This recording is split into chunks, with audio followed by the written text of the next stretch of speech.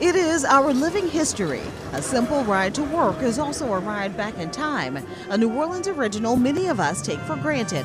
Public transit carefully maintained by a team of seasoned craftsmen who work exclusively on the New Orleans streetcar. Well, I started this job back in 1979. You went to trade school, you followed their footsteps. Eric Blanchet Jr. has been on the job for almost 40 years, and he couldn't imagine doing anything else. I like it because it's history. It's history, you know.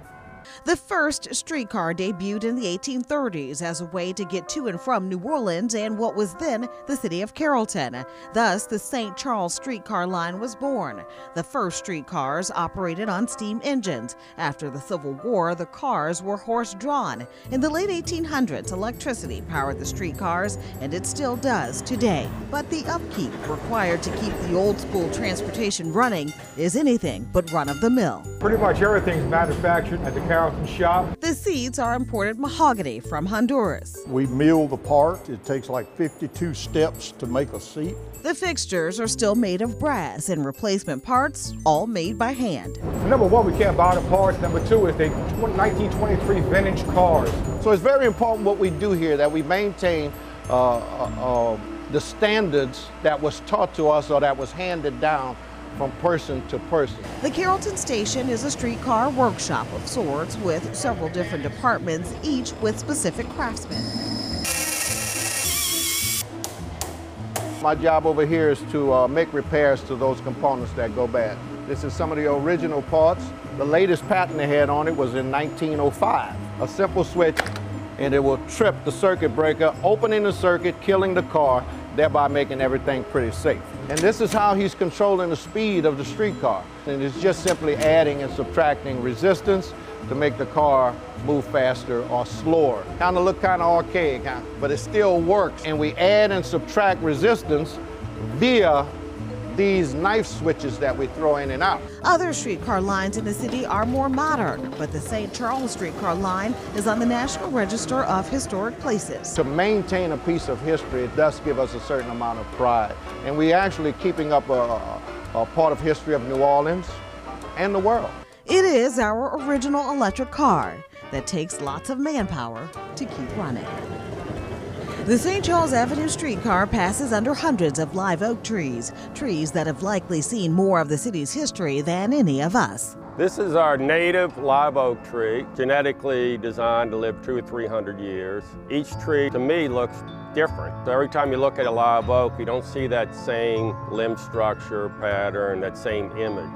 So you look at it, it's like, kind of like people. You're looking at someone or talking to someone different each time you see a new live oak. And as it gets older, it actually improves in appearance. It has more of a regal, majestic look to it.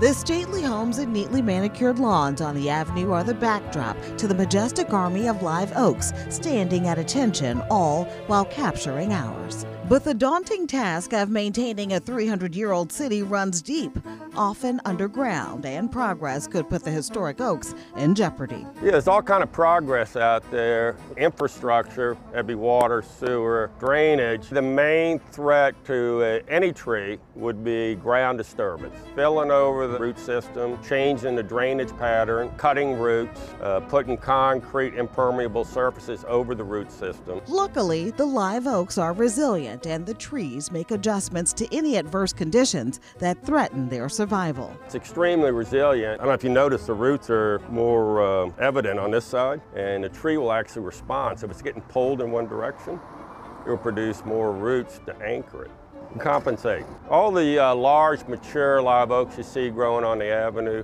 are probably close to 100 years old. So I would think over the next 30, 40 years, we're going to have to probably replace another 100 trees or so.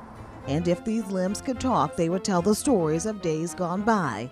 After all, their roots are ours as well. While there are great lengths taken to preserve the live oaks that line the streets of Uptown, downtown, specifically in Treme, it was a different story. Where we're now standing, was a Nutri-Ground, as we call it here in New Orleans, that was lined with 4 rows of live oak trees, all the way from Elysian Fields to Canal Street. A natural place for neighborhood gatherings and, just beautified the neighborhood in a way that we have not seen. 300 live oaks not preserved but knocked down, all in the name of progress. The tree trunks gave way to these concrete pillars. When the interstate was built in 1966, it was part of a larger federal movement to improve the transportation system of America, to provide faster and more efficient ways for vehicles to get around. And it was seen as a way to develop businesses and to create business centers. Some older people in the neighborhood say the Claiborne overpass put the demise of the Treme business community in the fast lane. Where this interstate now exists, what elders in the community call the monster, 326 black-owned businesses once existed. Claiborne Avenue was a popular promenade in historic Treme, both a point of commerce and a place to commune with neighbors. You know, when it was first done, it was a real insult to the community. Even though this monster was built in the neighborhood, you know, people still found a way to exist with it and around it. If you ever make it under the bridge on Sundays, it is clear that neighbors have redefined the space for themselves. You know, we just take it back.